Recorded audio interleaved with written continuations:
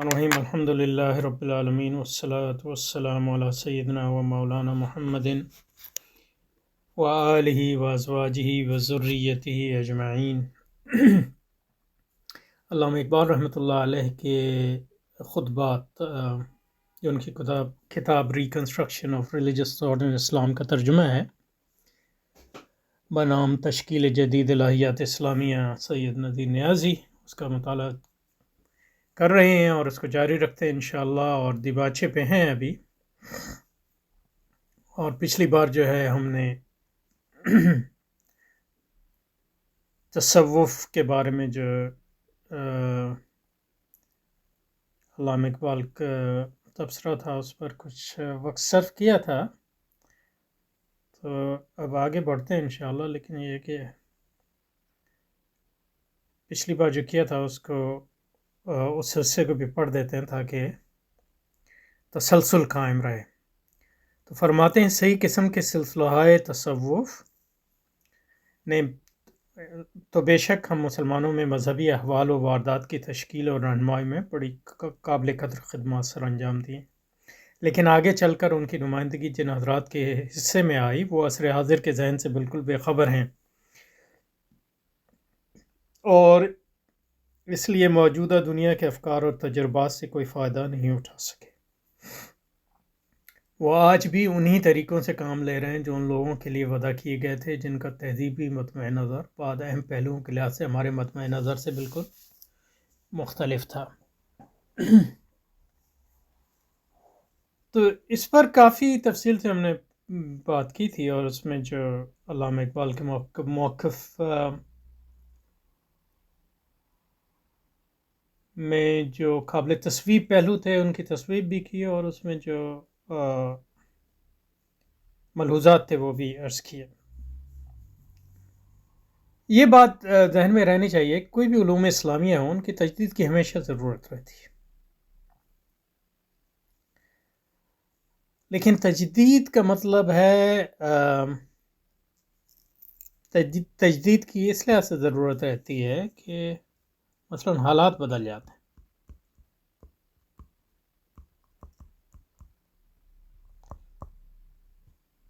احکام شریعت اور احکام طریقت کے انطباق کے لیے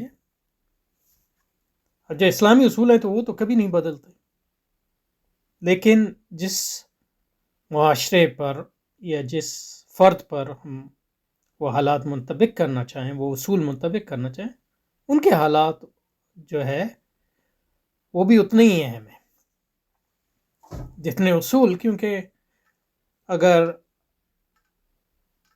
مریض کے یعنی ایک مریض ہے اور ایک آپ کی دوا ہے اور شفا ہے، تو مریض کے احوال بھی اور ان کا تشخص اتنا ہی اہم ہوتا ہے جتنی دوا، کیونکہ اگر آپ نے تشخص غلط کیا تو پھر آپ اس کو غلط دوا دیں گے، تو اس میں دوا کا تو کوئی قصور نہیں ہے، اس میں قصور جو ہے آپ کے تشخص کا۔ تو اسلامی علوم کی بھی یہی مثال ہے، ان کا ایک حصہ تو اصولوں پر مبنی ہے جو بدلتے نہیں ہیں، لیکن ان اصولوں کو جن حالات پر آپ منطبق کرتے ہیں وہ حالات خود بدلتے ہیں، تو آپ کو ان بدلے ہوئے حالات کا فہم بھی اتنا ہی اہم ہوتا ہے، اور اس فہم کے مطابق پھر جو ہے آپ اپنی تشخیص بدلیں گے تو کن اصولوں کو منطبق کریں اور کس طرح منطبق کریں، اور اس میں جو ہے وہ بدلتا رہتا ہے، اور یہی تجدید کا مطلب ہے۔ اچھا جی، تو یہ تو ہم نے پچھلی بار کر لیا تھا۔ وہ آج بھی انہی طریقوں سے کام لے رہے ہیں جو ان لوگوں کے لیے وضع کیے گئے تھے جن کا تہذیبی نقطہ نظر ہم بعض اہم پہلوؤں کے لحاظ سے ہمارے مطمع نظر سے بالکل مختلف ہے۔ تو جن طریقوں کی بات کر رہے ہیں وہ طریقے وہ تھے جو اجتہاد پہ مبنی تھے۔ اب جو طریقے جو ہے نص سے ثابت ہیں، یا جو طریقے جو ہے مسنون ہیں، ان کو تو نہیں بدل سکتے، لیکن جو طریقے جو ہے مستحبات کے ضمن میں آتے ہیں اور جو طریقے جو ہے نوافل کے ضمن میں آتے ہیں تو وہ بدلے جا سکتے ہیں، کیونکہ حالات کے بدلنے سے کیا چیز مستحب ہے اور کیا نفل ہے وہ بھی بدل سکتا ہے۔ میں نماز کی بات نہیں کر رہا، میں عمومی زندگی کے طرز و طریقے. تو جو آپ نے ٹیکنیکس جو ہے اہل تصوف کی تھیں، یا جو ہندوستانی معاشرے کے مزاج کے مطابق جو ہے صوفیہ نے اپنے اجتہاد کے ذریعے جو ہے مباح ٹیکنیکس داخل کی تھی، تو وہ مباح ہیں. تو وہ اس وقت تک ان کو آپ استعمال کریں جب تک وہ مطلب یہ ان کا فائدہ ہو رہا ہے. اب وہ تہذیب نہیں رہی، تہذیب بالکل نہیں آ رہی، تو آپ کو ٹیکنیک کو بالکل رد کرنے کی ضرورت نہیں ہے، لیکن ایٹ لیسٹ ان کو اپ ڈیٹ کرنے کی ضرورت ہے. اس کی مثال ایسی ہے کہ مطلب یہ ہے کہ آپ کے کمپیوٹر ہے، اور اس کمپیوٹر میں یہ مطلب یہ ہے کہ آپ کو سافٹ ویئر کو اپ ڈیٹ کرنا پڑتا ہے. اور کبھی ایسا بھی ہوتا ہے کہ مطلب سافٹ ویئر اور ہارڈ ویئر میں جو ہے کمپیٹیبلٹی جو ہے وہ نہیں ہو سکتی، تو پھر ہارڈ ویئر کو بھی اپ ڈیٹ کرنا پڑتا ہے. تو اس میں جو ہے اصول اور جو مسنون طریقے ہیں وہ تو کبھی نہیں بدلتے، لیکن مستحبات اور مباحات اور نوافل اور اجتہادات وہ حالات کے مطابق بدلتے ہیں. تو کہہ رہے ہیں حالات اب بدل گئے ہیں، اب جو ہے مغربی تہذیب کا غلبہ ہے، نیا ذہن آ گیا ہے. اس ذہن کے مطابق جو ہے اسلام کو تو نہیں بدلنا، لیکن اس ذہن کے مطابق اسلام کی بنیاد پر نئی دوا تشخیص کرنی ہے، یہ فرما رہے ہیں. یعنی جو بات کہہ رہے ہیں اس میں جو سچ ہے وہ یہ ہے، اور باقی جو اس میں ملحوظات تھے وہ پچھلی بار ہم نے اس کو عرض کر دیا. اچھا جی، تو انہی طریقوں سے کام لے رہے ہیں جو ان لوگوں کے لیے وضع کیے گئے تھے جن کا تہذیبی مطمع نظر بعد اہم پہلوؤں کے لحاظ سے ہمارے مطمع نظر سے بالکل مختلف تھا. اب یہاں سے شروع کریں. قرآن پاک کا ارشاد ہے وَمَا خَلْقُكُمْ وَبَعْثُكُمْ إِلَّا كَنَفْسٍ واحدہ. اس آیت کا اشارہ جس حیاتی وحدت کی طرف ہے. اب یہ جو ہے علامہ اقبال کی جو ہے اس خطبات میں قرآن مجید کی آیات کی تشریح میں بڑی غلطیاں کی ہیں. اور جب لوگ جو ہے تجدید کا کام کرتے ہیں تو اس میں بڑی غلطیاں ہوتی ہیں. جیسے علم کلام مرتب ہوا، معتزلہ نے غلطیاں کیں، پھر اشاعرہ کے ہاں بھی غلطیاں ہوئی، حالانکہ وہ اہل سنت میں سے ہیں. ماتریدیوں کے ہاں بھی غلطیاں ہیں، حنبلیوں کے ہاں بھی غلطیاں ہیں. یعنی تو وہ غلطیاں اس لیے ہوتی ہیں کہ آپ علم کلام میں اسلام کو ایک غیر اسلامی فکر کے مقابلے میں اس کی حجت ثابت کرنے کی کوشش کرتے ہیں، اور اس کو ثابت کرنے کے لیے اس غیر اسلامی فکر کو جو ہے استعمال کرتے ہیں. جیسے مسلمانوں نے یونانی فلسفے اور حکمت کو استعمال کیا، اس لیے نہیں کہ مطلب وہ یونان گئے اور وہاں سے اس کو لے آئے، نہیں، وہ پہلے ہی وہاں تھا، کیونکہ مسلمانوں نے وہ علاقے فتح کیے جہاں یونانی اور رومی تہذیب کا غلبہ تھا یا اثر و رسوخ تھا. تو پھر وہ اور لوگ جو ہے عیسائیت سے مسلمان ہوئے تو ان کے ہاں یہ علوم رائج تھے. تو اب مسلمانوں کے اس کے سوا کوئی چارہ نہیں تھا کہ ان علوم کو حاصل کرتے اور ان کی بنیاد پر جو اسلام کے خلاف جو ہے اعتراضات اٹھتے تھے ان کا جواب دیتے. جب یہ دیتے ہیں تو اس سے ہمیشہ یہ خطرہ ہوتا ہے کہ آپ اسلام کا دفاع کرتے ہوئے اس میں غلطیاں کریں گے، اور حقیقت میں اسلام کی تعبیر کریں گے فکر غیر اسلامی فکر کے تناظر میں، یا اس سے تاثر لے کے. کیونکہ عموماً ایسی فکر جو ہوتی ہیں وہ اس سے لوگ متاثر ہوتے ہیں، ان میں ایک قوت ہوتی ہے. جیسے یونانی فکر تھی، اس کی ایک قوت تھی. تو وہ لوگ بھی جیسے امام راضی ہیں جو مطلب یہ کہ بڑے امام ہیں، لیکن وہ یونانی فکر سے بڑے متاثر ہیں. یا معتزلہ، یعنی وہ بھی مسلمانوں کے مطلب یہ کہ ان کے بڑے اسلام کی خدمت میں ان کے کام ہے معتزلہ کے بھی. یعنی علم اصول معتزلہ نے وضع کیا ہے بیسیکلی، علم اصول فقہ جس کو آپ کہتے ہیں. اور انہوں نے عیسائیت کے مقابلے میں اور یونانی فکر کے مقابلے میں اسلام کا بڑا دفاع بھی کیا، لیکن اس دفاع کے نتیجے میں وہ اس فکر سے متاثر بھی ہوئے، اور اس کے بعد مطلب یہ ہے کہ انہوں نے اسلام کے مسلمات کا انکار کر دیا، یعنی صفات الہیہ کا مثلا. اور صفات الہیہ کا انہوں نے اس لیے انکار کیا کہ اپنے تئیں وہ یہ سمجھے کہ یہ توحید کا تقاضا، اور یہ جو سمجھ انہیں آئی یونانی فکر سے تاثر کے نتیجے میں آئی، اس سے متاثر ہوئے. اگر یونانی فکر سے متاثر نہیں ہوتے تو وہ یہ سوال ہی پیدا نہیں ہوتا کہ صفات کو ماننے کے نتیجے میں کوئی توحید پر فرق آتا ہے. بالکل برعکس ہے اس کے. تو اسی طرح مطلب یہ کہ آپ جب آج غیر اسلامی فکر کے مقابلے میں اسلام کا دفاع کریں گے تو آپ کو دفاع کے سوا تو کوئی چارہ نہیں ہے، اس علم کو پڑھنے کے سوا تو کوئی چارہ نہیں ہے کہ یہ فرض کفایہ ہے کہ مغرب غالب ہے. ہم اس کو جو ہے یعنی پھونک مار کے جو ہے اس کو یا اس سے غد نظر تو نہیں کر سکتے. آپ کہیں کہ اپنے جو ہے ایک 2 گز کے جو ہے بنا لیں اور اس میں اپنے آپ کو جو ہے محفوظ سمجھے، ایسا تو نہیں ہے، کیونکہ وہ ہر جگہ موجود ہے اور اس کا غلبہ جو ہے ہر جگہ سرایت کیا ہوا ہے. وہ ایک عالمی تہذیب ہے، آپ کے کالجوں میں، اسکولوں میں، آپ کی یونیورسٹیوں میں پڑھائی جاتی ہے. آپ کے مفکرین اور آپ کے کرتا دھرتا وہ سب اس سے متاثر ہیں. تو جب آپ اسلام کا دفاع کرتے ہیں اس فکر کے مقابلے میں جیسے علامہ اقبال کر رہے ہیں، تو پھر آپ اس فکر سے تاثر لیتے ہیں اور اس کے زیر اثر پھر اسلام کی تعبیر جو ہے ایسی کرتے ہیں جو اس فکر سے لگا کھاتی ہو. تو اس کے نتیجے میں آپ ایسی تعبیر کرتے ہیں جو تعبیر جو ہے تحریف کے قریب آ جاتی. تو اس لیے ہمیشہ یہ ضرورت رہتی ہے کہ علم کلام میں جو لوگوں نے کام کیا اس کی اصلاح کی جائے. جیسے امام غزالی آئے انہوں نے اصلاح کی، یا پھر امام ابن تیمیہ آئے انہوں نے اصلاح کی، یا پھر امام شاہ ولی اللہ آئے انہوں نے اصلاح کی، وغیرہ وغیرہ. یہ تو بڑے بڑے نام ہیں، لیکن بہت سے ایسے نام ہیں جو ہم یعنی مطلب یہ ہے کہ اتنے مشہور نہیں ہیں، لیکن وہ بھی. تو اللہ تعالیٰ یہ ہمیشہ اس کی ضرورت رہتی ہے. تو یہ تو بڑے بڑے علماء ایسی غلطی کرتے ہیں. علامہ اقبال تو کوئی عالم دین بھی نہیں ہے، تو ان سے تو اور بھی غلطیاں ہیں اس لحاظ سے. تو یہ بھرا پڑا ہے اس سے. تو یہاں بھی جو ہے یہ لگ رہا ہے کہ اس آیت کی جو ہے انہوں نے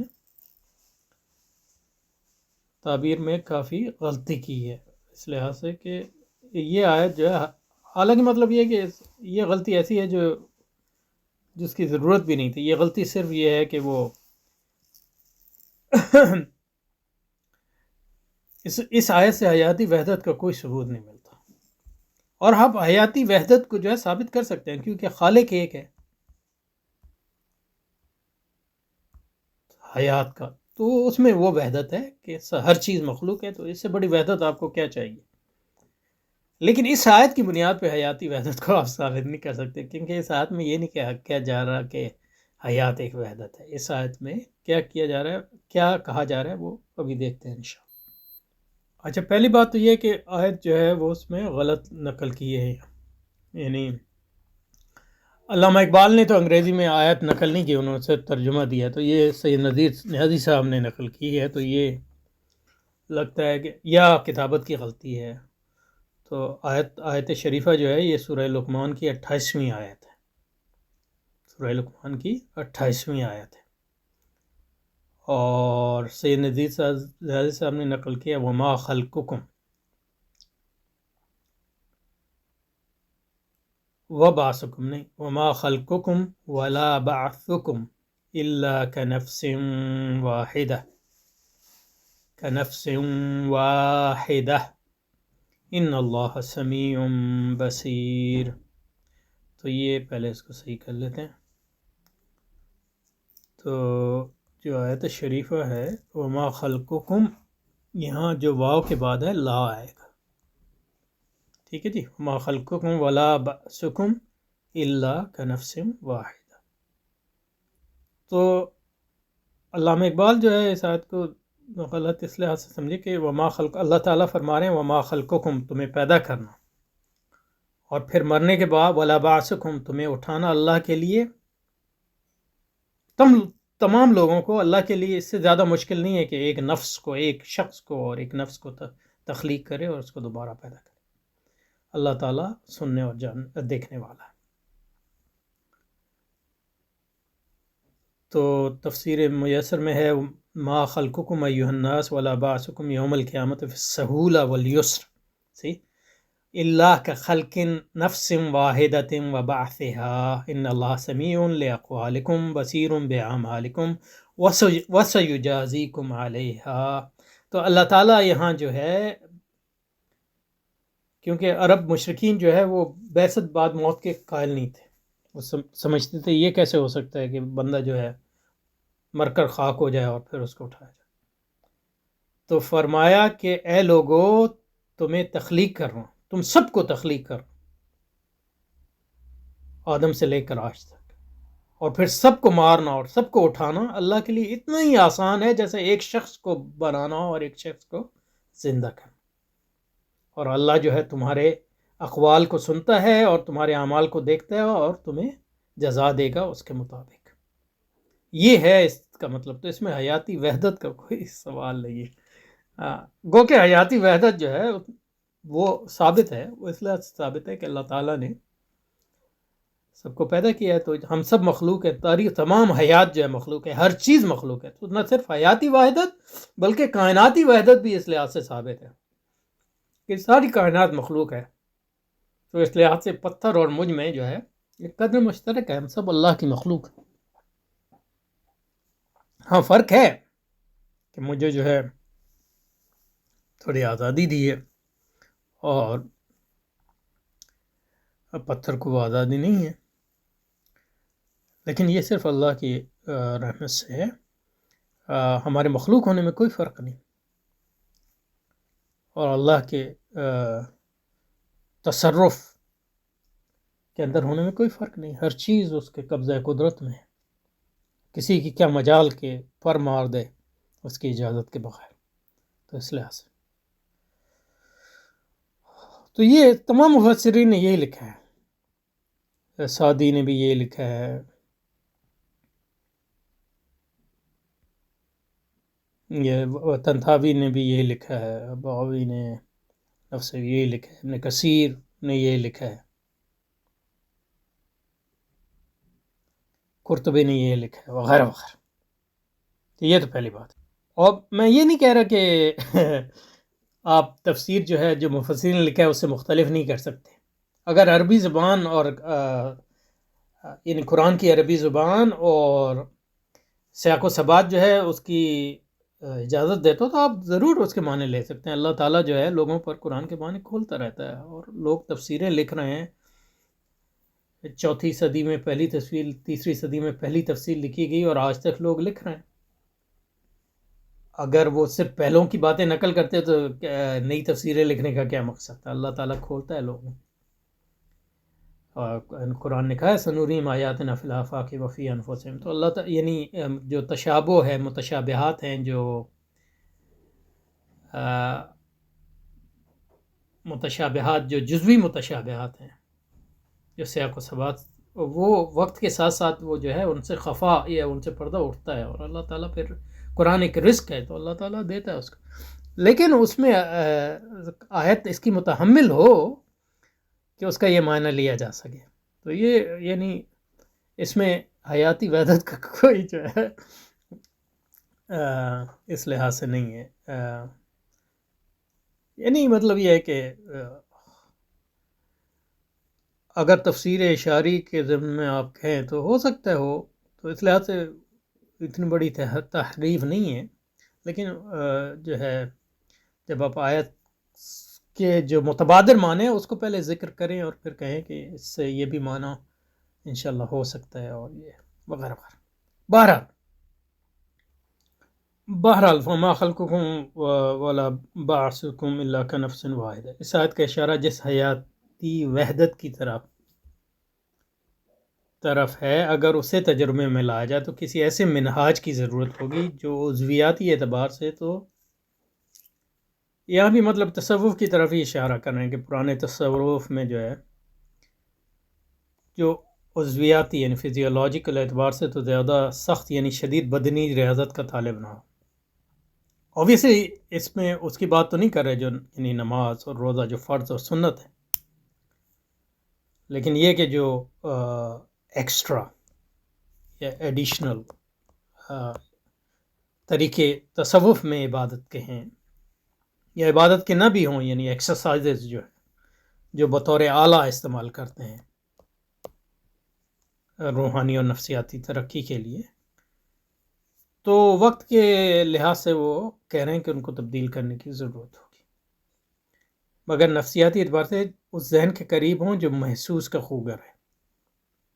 تو پرانے لوگ جو ہیں وہ پرانے تو نہیں، مطلب یہ کہ 200 سال پہلے مغربی تہذیب کے غلبے سے پہلے لوگوں کو عالم بالا سے ایک تعلق تھا، یعنی ان پہ مادیت اتنی غالب نہیں آئی تھی، تو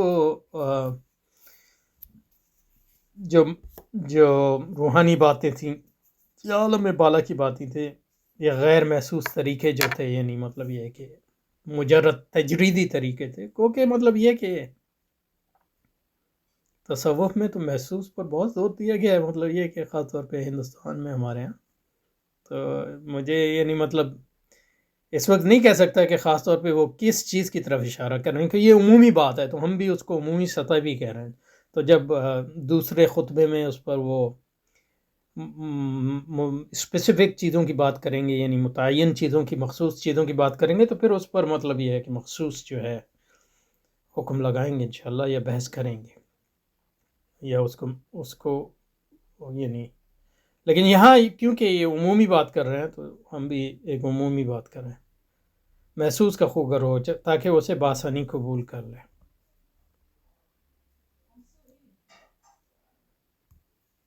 لیکن جب تک ایسا کوئی منہاج متشکل نہیں ہو جاتا،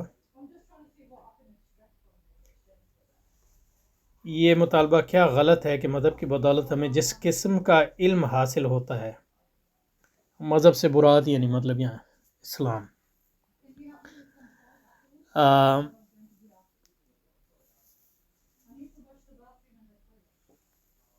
مذہب کی بدولت جو اسے سائنس کی زبان میں سمجھا جائے. ٹھیک ہے جی، اس میں کوئی شک نہیں ہے، سائنس کی زبان میں ضرور سمجھیں، لیکن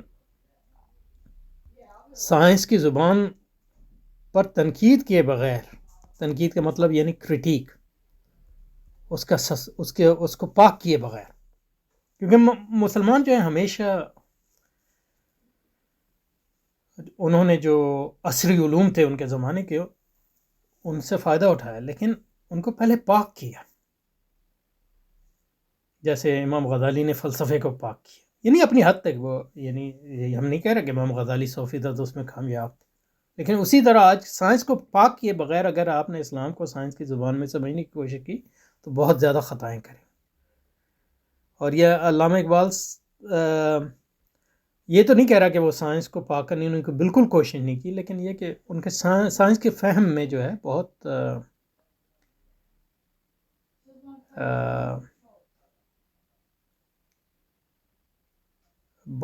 ان کا جو سائنس کا فہم ہے اس کو، میں تو یہ نہیں کہہ رہا بالکل غلط ہے، لیکن اس کی تصحیح اور اس کو ڈیولپ کرنے کی ضرورت ہے. اور سائنس خود بھی ڈیولپ ہوتی ہے، یعنی سائنس ایک تو نہیں رہتی، تو اس سائنس کا تصور بھی بدلتا چلتا ہے، اس کے مطابق ہمارا جو ہے سائنس کا تصور بھی، اور اس پر جو ہم حکم لگاتے ہیں اس کو بھی بدلنا جو ہے ضروری ہے. لیکن سائنس کی تنقید یا کریٹیک یا اس کی تحافہ جو امام غزالی کا منہاج ہے، اس کے بغیر سائنس کی زبان میں اگر آپ نے اسلام کو سمجھنے کی کوشش کی، تو جیسا کہ علامہ اقبال سے بھی ہوا ہے، آپ جو ہے سائنس کو تو نہیں بدلیں گے، اسلام کو بدلیں گے. اور مسلمانوں کا دیکھیں، حتیٰ کہ یعنی منطق جو بالکل آلاتی علم ہے اس کو بھی پاک کیے بغیر انہوں نے نہیں لیا. تو جب آپ منطق کو نہیں لیتے پاک کیے بغیر، تو سائنس کو کیسے لیا جا سکتا ہے؟ تو یعنی مطلب یہ کہ مسلمانوں نے جو ہے منطق جیسے آلاتی علم، یعنی منطق ایسا ہی علم ہے جیسے حساب ہے، ریاضی ہے. ریاضی تو بہت ہی آلاتی ہے، لیکن یہ منطق بھی آلاتی علم ہے. اس میں مطلب یہ ہے کہ لیکن اس کے بارے میں بھی بڑی بحثیں کی، مطلب یہ ہے کہ جیسے ابن صلاح نے اس کی حرمت کا فتویٰ دیا، پھر نووی نے کہا حرام ہے، پھر غزالی آئے انہوں نے کہا نہیں، منطق جو ہے اس کو سیکھنا ضروری ہے. پھر امام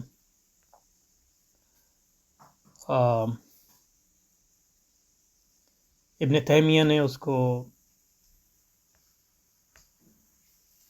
اس کی منطق کی جو ہے وہ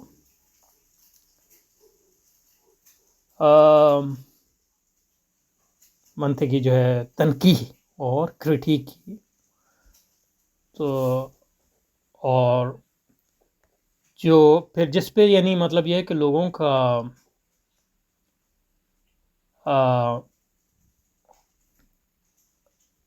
یعنی ایگریمنٹ ہوا بالآخر اس تمام صدیوں کی بحث مباحثے کے بعد، وہ پھر یہ ہوا کہ منطق کو پڑھنا جائز اور فرض کفایہ ہے.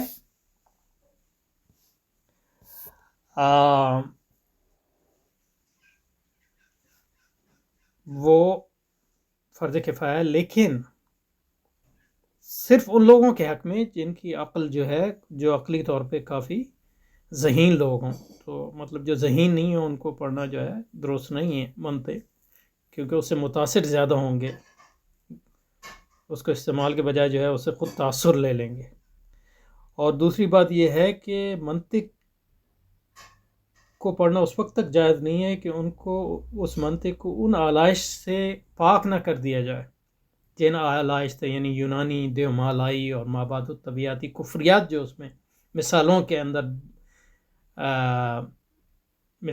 اندر جو ہے وہ امبیڈڈ تھیں یا آ گئی تھیں، ان کو اس سے پاک کیا جائے. تو مطلب یہ کہ کہنے کا مقصد یہ ہے کہ جب منطق کے بارے میں لوگوں نے یعنی صدیوں تک اس پہ بحث مباحثہ کیا، تو آپ صرف جو ہے سائنس کی زبان میں سمجھنے کو جو ہے اتنا آسان بات نہیں ہے. یعنی تو کہنے کا مقصد یہ ہے کہ سائنس کی زبان میں تو ضرور سمجھیے، لیکن سائنس کو پاک کیے بغیر سائنس کی زبان میں اسلام کو سمجھنا جو ہے، اس میں اگر آپ یہ کریں گے تو اس میں بہت غلطیاں کریں گے، اور اس میں اصل میں اسلام کو آپ تبدیل کریں گے سائنس کے مطابق، نہ کہ سائنس کو اسلام کے رنگ میں ڈھالنے کے قابل ہو سکیں گے. چنانچہ یہی مطالبہ جسے ان خطبات میں جو مدارس مسلم ایسوسی ایشن کے دور پر مرتب ہوئی اور مدراس، حیدرآباد اور علی گڑھ میں دیے گئے، میں نے اسلام کی روایت فکر الہٰذا ترقیات کا لحاظ رکھتے ہوئے ترقیات یہ کون سا لفظ ہے کا لحاظ رکھتے ہوئے جو علوم انسانی مختلف شعبوں میں حال ہوئی ہیں، رونمائیاں الہیات اسلامی کی تشکیل جدید سے ایک حد تک پورا کرنے کی کوشش کی ہے. تو یہاں پہ رکتے ہیں کیونکہ آگے جو تھوڑی سی بحث ہے وہ غور و فکر کی، تو اس میں جلدی کی کوئی ضرورت نہیں ہے. تو یہاں پہ رکتے ہیں انشاءاللہ. تو اگلی بار انشاءاللہ دپاچے کو ختم کریں گے انشاءاللہ.